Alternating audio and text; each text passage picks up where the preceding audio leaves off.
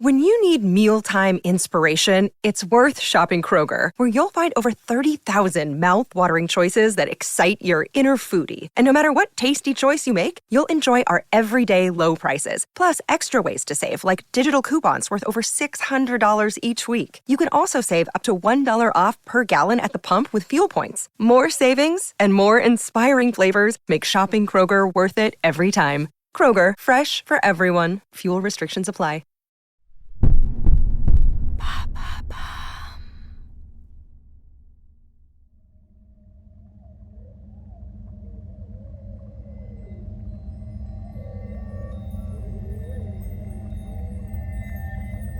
Le soleil décline sur l'île de Crète au large de la Grèce antique.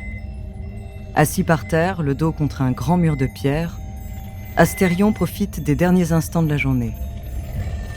Un rayon de soleil caresse son mufle. Il aime cette sensation de chaleur. Sa main fait des va-et-vient dans la poussière, mais il sent à peine le tranchant des cailloux sur le sol. Le bout de ses doigts s'est durci avec le temps, et la corne a poussé dans les replis de sa paume. Dans quelques années, j'aurai des sabots. Le vent s'engouffre dans les galeries tout autour.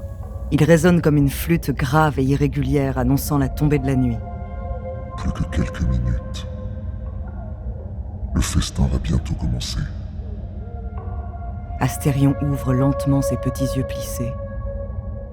Les derniers rayons du soleil rasent les remparts et se répandent en un jeu d'ombres complexe et géométrique.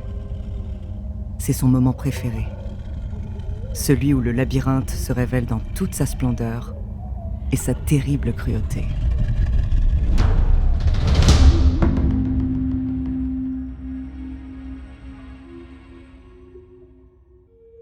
Bonjour, ici Andrea, bienvenue dans True Story. Dans cet épisode, je vais vous parler d'une créature légendaire et fascinante, mi-homme, mi-taureau. Elle fait aussi partie des plus terrifiantes de la mythologie grecque.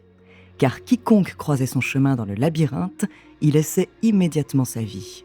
Son nom, Astérion, plus connu sous le nom de Minotaure.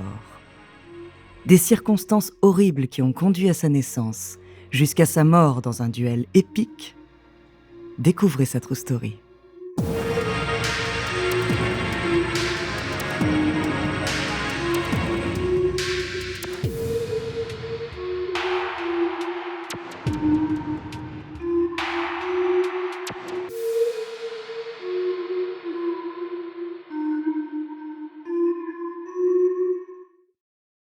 Attention, dans cet épisode, nous allons parler de scènes violentes qui pourraient heurter la sensibilité des plus jeunes.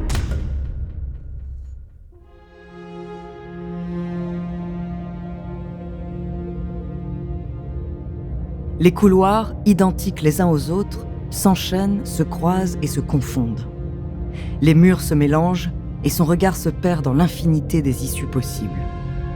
Il en a parcouru tous les méandres, tentant de mémoriser les impasses et les fausses pistes.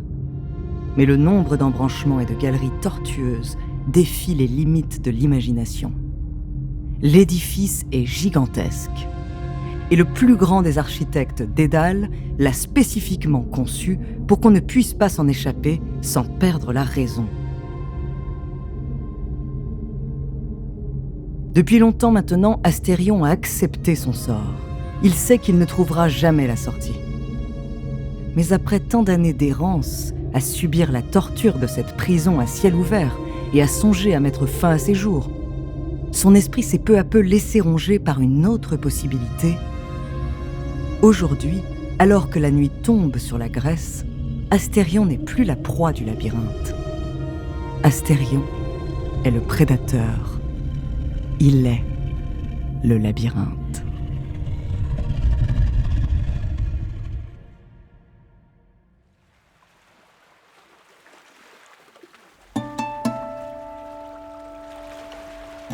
En des temps immémoriaux, Minos règne sur la Crète. Il est le fils de la princesse Europe et de Zeus en personne, le dieu des dieux. Cette île au large de la Grèce est située sur une route stratégique de la Méditerranée. Elle génère des profits importants grâce au commerce et les caisses du royaume sont toujours pleines. Bien que craint et respecté, Minos attise donc les convoitises et les complots pour prendre sa place sur le trône. Afin de s'assurer du soutien des dieux, il se rend un jour près du rivage et prie Poséidon, le dieu des mers et des océans, de lui faire signe. Mais ses appels restent sans réponse. Alors qu'il s'apprête à faire demi-tour, l'eau se met soudain à tourbillonner. Le vent souffle et des vagues énormes déferlent sur le sable. Depuis la berge, Minos voit alors 2 grandes cornes émerger des flots. C'est un taureau blanc qui sort magistralement de la mer. La bête est magnifique et son corps puissant contraste avec l'élégance de sa démarche. Minos en est maintenant certain, Poséidon est avec lui. Il a entendu ses prières. Il remercie le dieu et lui promet de sacrifier l'animal en son honneur. Une fois rentré au palais avec le taureau, Minos l'observe plus attentivement. Sa musculature, la blancheur de son pelage, la force de son regard.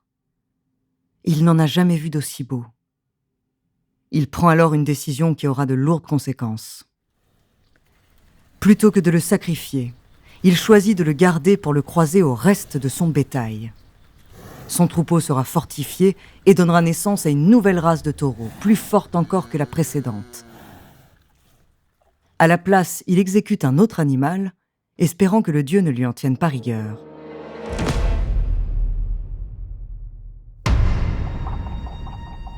Mais c'est bien mal connaître les dieux de l'Olympe.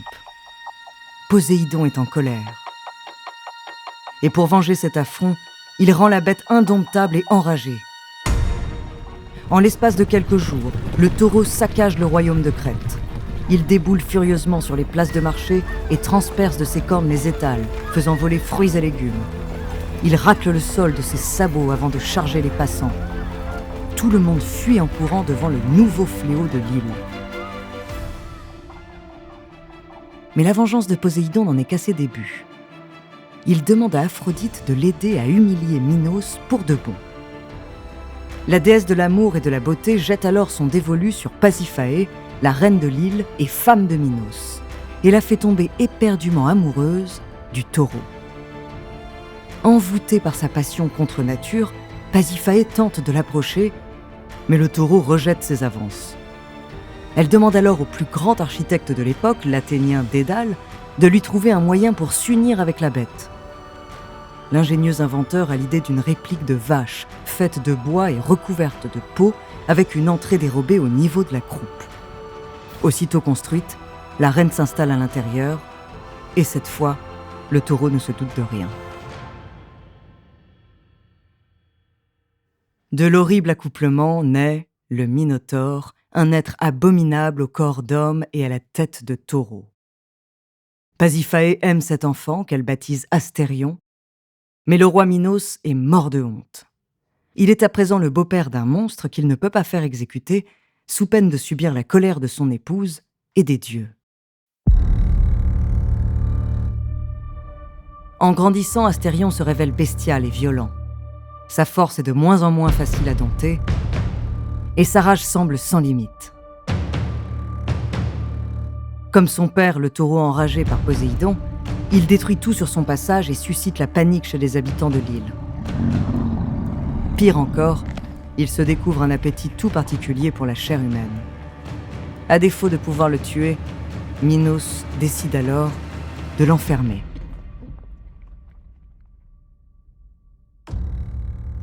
À son tour, il demande l'aide de Dédale pour construire la prison du Minotaure. Et chaque année, pour le nourrir, 7 jeunes garçons et 7 jeunes filles sont choisis au hasard et lâchés au milieu du labyrinthe à la tombée de la nuit.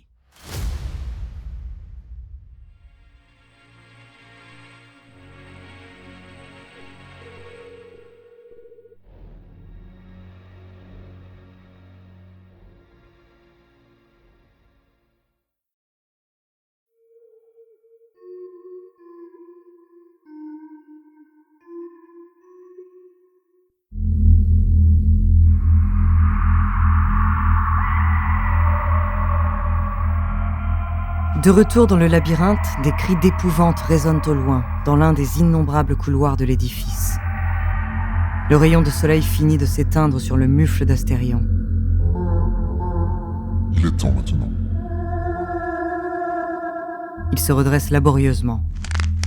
Ses os craquent sous le poids de sa carcasse énorme. Comme les piliers d'un pont, ses cuisses arc-boutées soutiennent son torse velu et musculeux. Astérion hume l'air alentour. Ses naseaux palpitent. Il sent l'odeur de la chair humaine qu'il n'a pas goûtée depuis maintenant 1 an. Et il a faim. Chacun de ses pas fait trembler le sol. Il avance lentement. Nul besoin de se presser, ses proies ne vont pas s'échapper. Car les impasses sont si nombreuses qu'il finira inéluctablement par les piéger tous, les uns après les autres. Son souffle brûlant s'accélère. Peut-être parmi les 14 jeunes gens de cette année, y aura-t-il quelqu'un capable de lui tenir tête quelques minutes. Cet espoir d'un combat à la hauteur de sa puissance le fait frémir d'excitation. Sans s'en rendre compte, il presse le pas. Et au détour d'un couloir, il croise la route d'un jeune homme, accroupi dans la poussière. L'horreur se lit dans son regard. Ses jambes tremblent et son petit corps chétif ne demande qu'à être dévoré. Quelle déception. Celui-là ne tiendra pas 10 secondes. Le jeune homme se redresse et tente de s'enfuir, mais d'un geste rapide et brutal, Astérion lui attrape le visage. Sa main fait aisément le tour de son crâne. Il aperçoit les yeux du jeune homme baignés de larmes. Ses supplications sont étouffées par sa paume rugueuse. Il le soulève dans les airs aussi facilement qu'un bâton de bois mort et le porte jusqu'à son mufle. Tu n'es pas celui que j'attends. Et tandis que le jeune homme tente de pousser un dernier cri, il l'empale d'un coup sec sur l'une de ses cornes. Le corps de sa victime est pris d'un spasme nerveux avant de se figer. Le sang frais ruisselle sur son pelage et jusque dans sa bouche. Le goût lui avait manqué. Il poursuit sa route. Après plusieurs heures de chasse à l'homme et de nombreuses victimes supplémentaires, le Minotaure arrive dans un petit couloir étroit. Son mufle est barbouillé de sang et ses cils collent à ses yeux. Mais il lui semble apercevoir au bout de la galerie la silhouette d'un homme.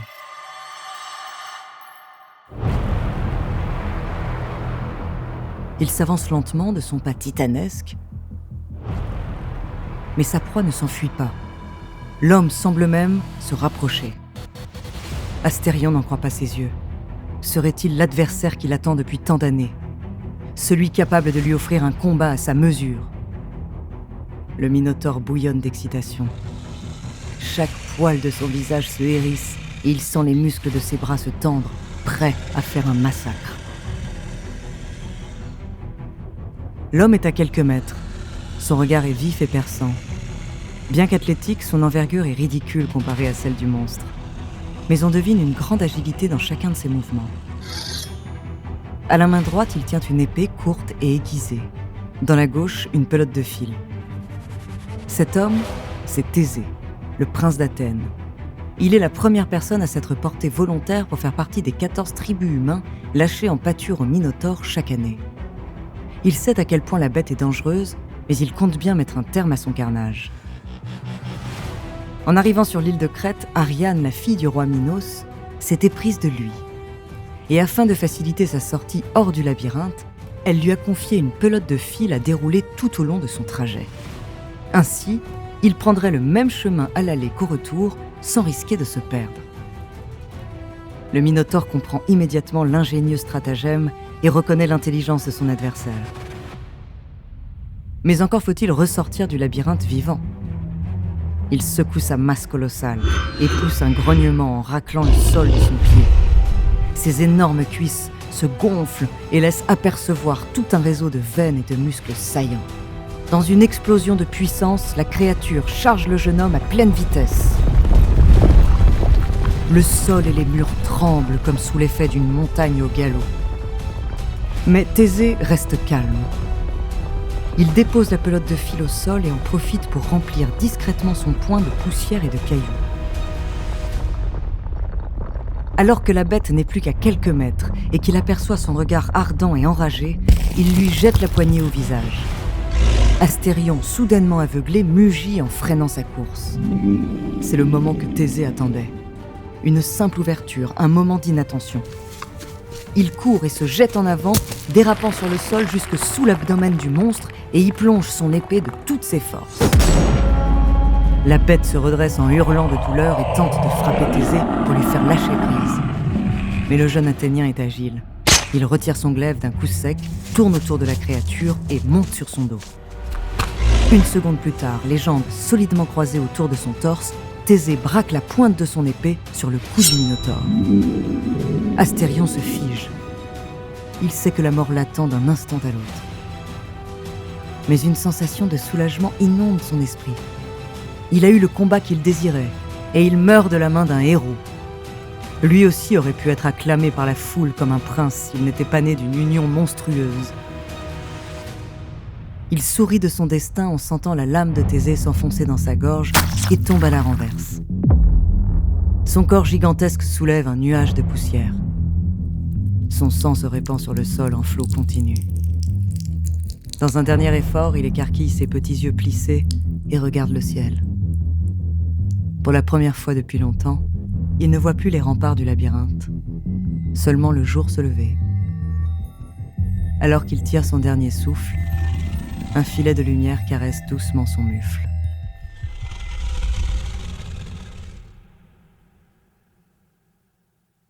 Le mythe grec du Minotaure est omniprésent dans la culture occidentale.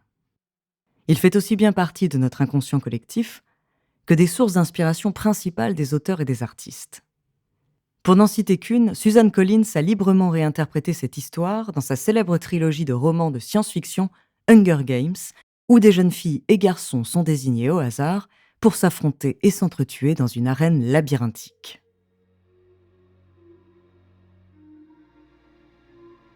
Merci d'avoir écouté cet épisode de True Story. La semaine prochaine, je vous parlerai d'un gourou polygame et fondamentaliste mormon. En attendant, si cet épisode vous a plu, n'hésitez pas à laisser des commentaires et des étoiles sur vos applis de podcast préférés.